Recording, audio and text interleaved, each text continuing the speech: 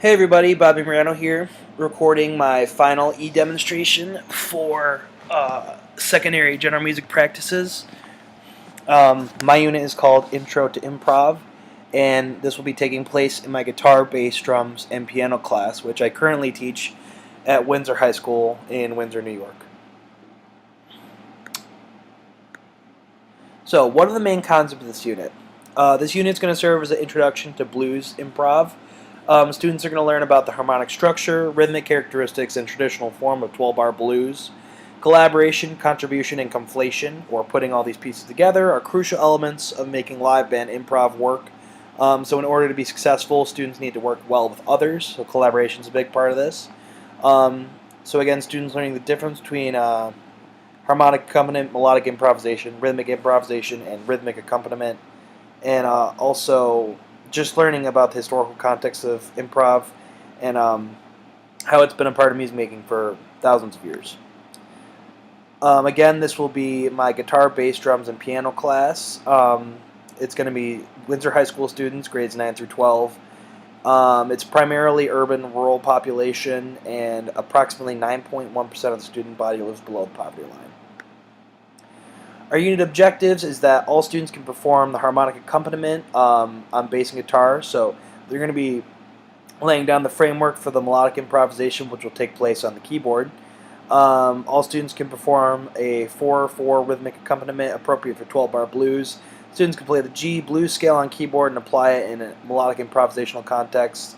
And then students are going to create groups of four in which they present a jam at the end of this unit.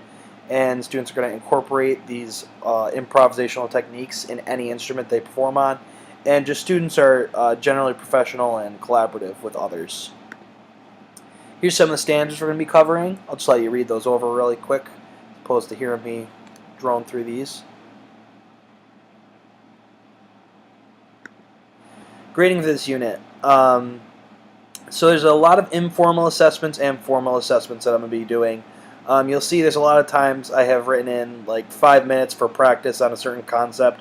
For instance, if we're learning the blues scale, I'll work in a few minutes to actually check the students, and I'll just kind of be moving around, making sure everyone understands what's going on, because really this this final product requires students to really be competent in whatever they're doing. So it's important that they have an idea of what's going on throughout this unit. So that's participation. Collaboration, which is obviously working with others, but I use this term kind of broadly. I'm also kind of using it as contribution. You know, whenever we're talking about things that students are nervous about or excited for, I want everyone to contribute. I don't want anyone to just kind of sit there and go through the motions.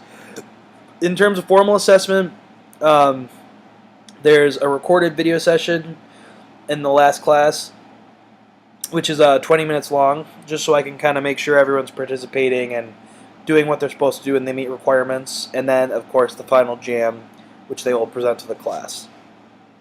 And I'll have more on that later.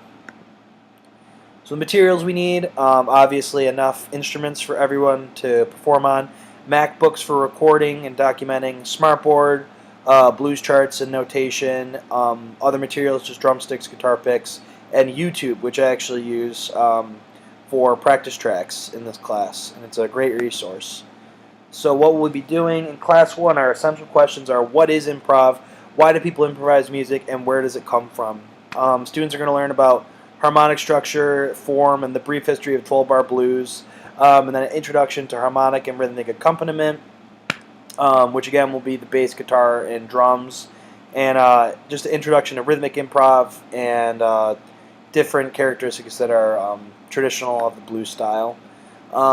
Class 2, we're going to be looking at what attributes define good improvisation, what makes improvisation work. This is where we'll be looking at the blues scale on the keyboard and how to use it in the melodic improvisational context. And then just review of harmonic, rhythmic, and melodic improvisation or accompaniment, and basically preparing us for the jam in class number 3. So how does it all fit together in class 3?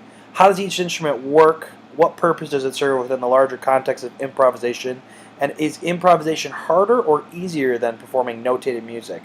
So this is where I'm going to have students break up into groups of 4, apply the knowledge from lesson 1 and 2, create a blues landscape using 12-bar blues form, and then students are obviously encouraged to experiment with rhythmic and melodic improvisation while staying within the confines of 12-bar blues harmonic structure.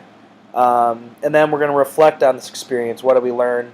And how does this relate to our larger course goals? How does this relate to becoming a 21st century musician?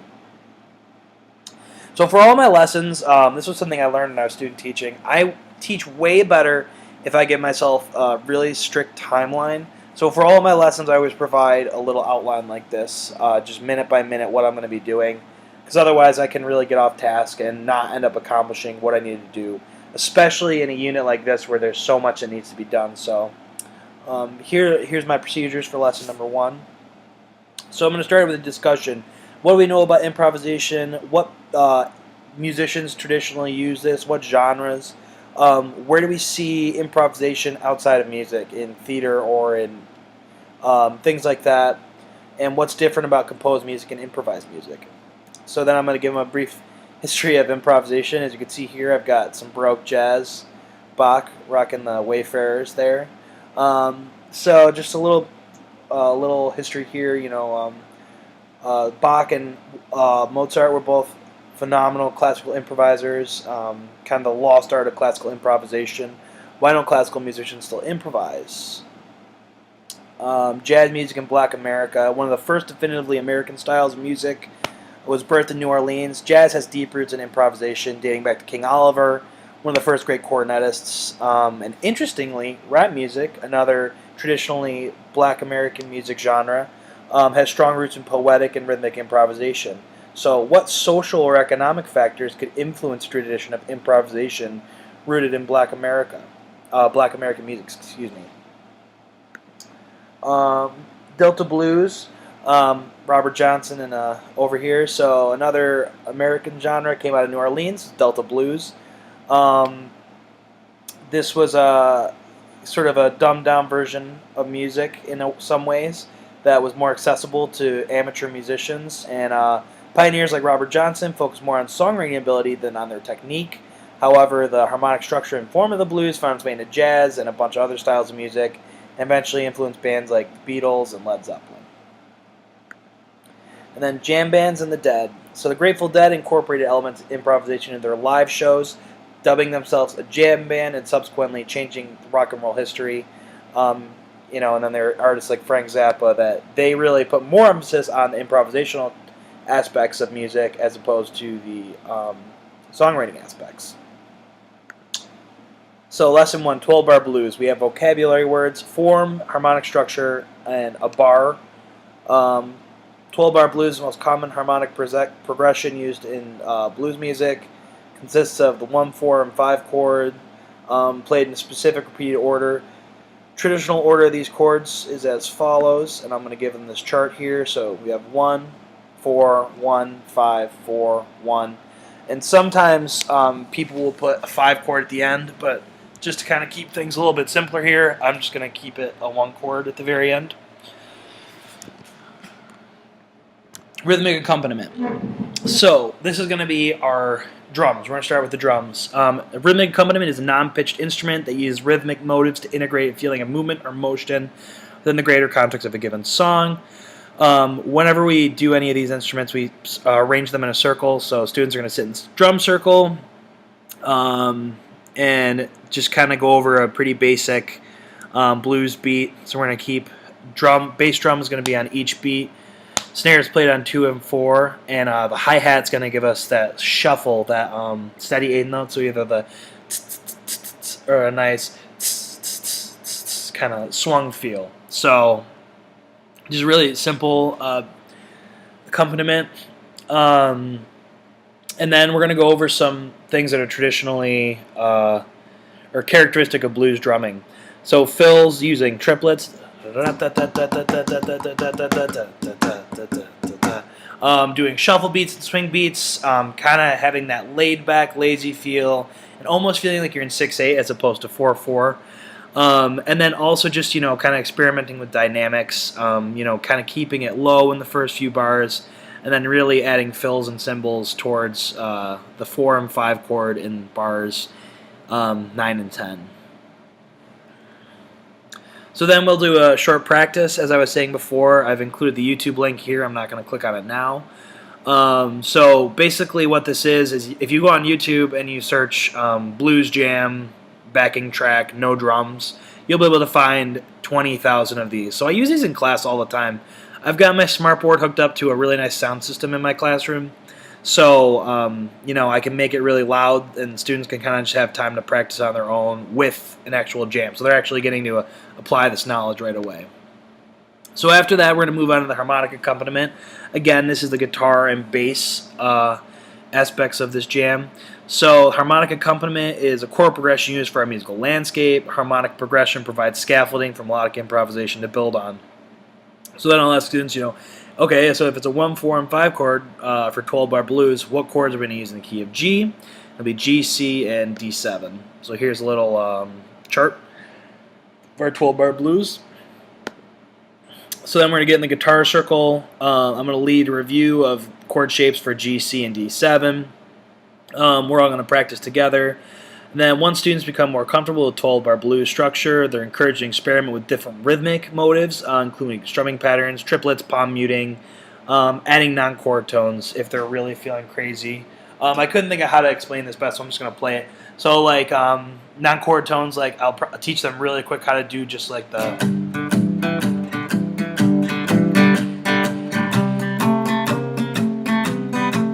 And that'll be for, my high flyers, really. I've always got students that kind of have a little bit of experience coming in. They usually want to do something a little more difficult than just kind of being the accompaniment. So that's kind of a way for me to differentiate with students' abilities. Then we're really quick going to go through 12-bar bass blues. Bass is unique in that it's a harmonic instrument, but it also serves as a rhythmic element within the larger context of the group. It's going to keep that shuffle feel.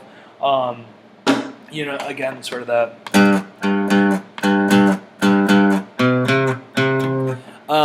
And then, again, kind of feeling a little more like 6/8.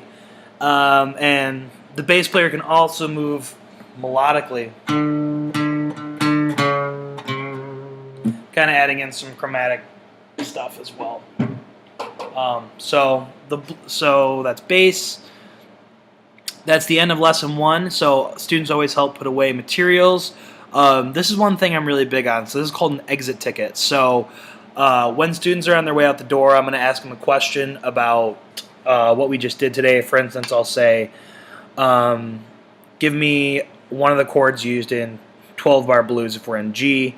What is a bar, or something like that. So just kind of give them something at the end of class, sort of wrap up what we talked about in class that day. So I do that at the end of every lesson for this course. So here's lesson 2 procedures. Kind of blow through this because you'll be able to see what we do. So our vocabulary words, blues scale. I notate it in solfege as well because I'm a chorus teacher and that's what I do. It's how I think everything. Melodic improvisation and licks. So here's an example of why I'll use something like solfege because it's really good for transposition. So like if I tell them, okay, these are the solfege syllables in the key of G blues, and I can say, okay, so G is do, what are the rest of the notes? They can figure it out just using solfege. So it's a great tool. If you don't use it, here's blues scale notated. Melodic improvisation. So we can use the G blues scale as a tool to improvise over 12-bar blues accompaniment. It's known as melodic improv, typically done by a main voice or soloist within a group. For this unit, the keyboard player will serve as our melodic improviser. Therefore, a keyboard player will have the most improvisational freedom and responsibility. And then I'm going to give them some time to practice G blues scale on keyboard. Then we're going to have a quick talk about licks. So, have you ever heard the term lick before, as in check out this sweet guitar lick? A lick is a pre-rehearsed rhythmic and melodic motive that can be interspersed throughout any melodic improvisation. Licks can be transposed across different keys by thinking about them in solfege. Great jazz musicians, say competent soloists, should be able to play every lick they know in every key. So here's some melodic tricks, licks that students can try within the key of G blues. I'm going to skip over that, give them time to practice it, and then we're going to actually practice doing some melodic improv. So here's another practice track, again, great resource using YouTube for these backing tracks. So students are going to actually take turns going one at a time improvising over this track, 12 bar blues. It's a slower track. So they actually get a chance to kind of be exposed and improvising in front of other people. So after that, we're going to go back to 12 bar blues review. I'm going to get the students playing guitar again, just kind of refresh their memory before tomorrow or next class, which will be the putting it all together and jamming. So just, some general questions. What is 12 bar blues? What chords do we use? What time signature? What is the harmonic and rhythmic accompaniment? Then really quick, here's an example of my checks for understanding. I'm going to do a quick review of the guitar, bass, and drums. Then closure, students help me put away everything. I'm going to give them a chance to ask questions and then do an exit ticket based on something from either Lesson 1 or Lesson 2 before leaving the class. Lesson 3, this is putting it all together. So students are going to be on their own for a lot of the class today except for the presentations. So students are going to get to class, they're going to make their groups, and we're going to just talk about it a little bit. Now we have all the necessary parts for a 12-part blues jam. Let's try putting it all together. So the way the session is going to start, they're going to break up into their groups, and they're going to take 5 minutes where everyone does at least 24 bars on each instrument and rotates. So again, they're going to be recording these sessions on MacBooks so I can view them later. And this is kind of going to be their official test of, does the student at least have some clue how to play each of these instruments that we went over in the past 2 lessons. So they're going to take that first 5 minutes, just kind of everyone's going to get a chance to do 24 bars on each instrument. And then after that 5 minutes is up, they decide who's going to play what instrument for their actual classroom presentation and use the final 15 minutes to just practice playing through a 2 to 3 minute 12-bar blues jam together. So here's the grading for the final video and performance. Again, so this is out of 100%, but in the grand scheme of the unit, this is actually only worth 50% of the class. These will each be worth 25%. So that's how they're going to be graded.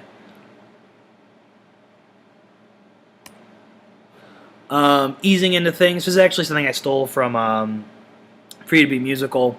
So during this jam, I want students to enter drums, bass, guitar, piano. So this way we're going to have a solid rhythmic and harmonic accompaniment before augmenting the jam and adding in the actual melodic improvisation.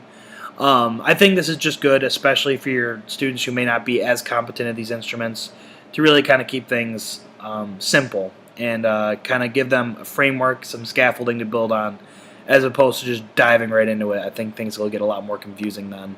So then as these groups are practicing, I'm just going to go around and kind of give them some prompts. I'm kind of going to blow through these because I know I'm already going way over on my video.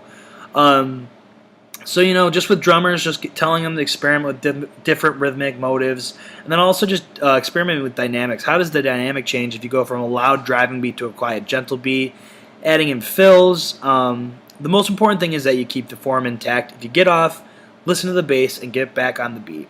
So once that rhythmic foundation's there, then we're adding the bass player.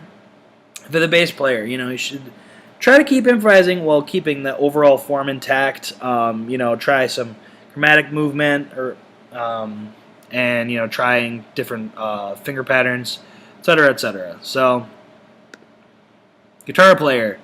The guitar is really the glue that holds improvisation together. Without this accompaniment, it would be impossible for a soloist to listen to the harmonic content and make improvisational choices based on that. So, experimenting with different rhythmic and strumming patterns and, trying things like palm muting. How does that change the feel of the song? Really listening to each other and trying to build off of the other instruments in the jam. Finally, the keyboard player. The melodic improviser is the star of the show. Don't be afraid to try a variety of melodic and rhythmic motives. In some ways, melodic improviser has an easier job because they're not restricted to the form and they have more flexibility than the rhythmic or harmonic accompaniment. Try playing more than one key at a time. Try stepwise motion, intervallic leaps. So, just experimenting with all the kinds of stuff like that. So, classroom performances will go for a few minutes each. Group 1's 9:10, 9:13, 9:14, 9:17, and 9:17 and 9:20. So we'll still have a little bit of time to kind of talk at the end of class. So once all 3 groups have had a chance to perform, students are going to tear down class materials and we'll reconvene to discuss this. So I'm going to lead a final discussion. What was the most difficult thing about improvising? What which part was hardest and which part was easiest. What music do you listen to that's similar to the blues or blues inspired? What did you learn about playing with others and playing blues? Is it more difficult than playing alone, and why? And for the exit ticket, I'm going to have students write a short paragraph on an index card about how this unit pertains to our larger course goals. Is improvisation important and relevant part of being a 21st century musician, and why? So that'll be the end of this unit. I think it's a great short way to kind of get these students introduced to improvising, and I believe that I will actually try using this in this class this year. So maybe we'll have to check back after next year, and I'll let you know how this went. But thanks for watching my video, guys. Have a good day.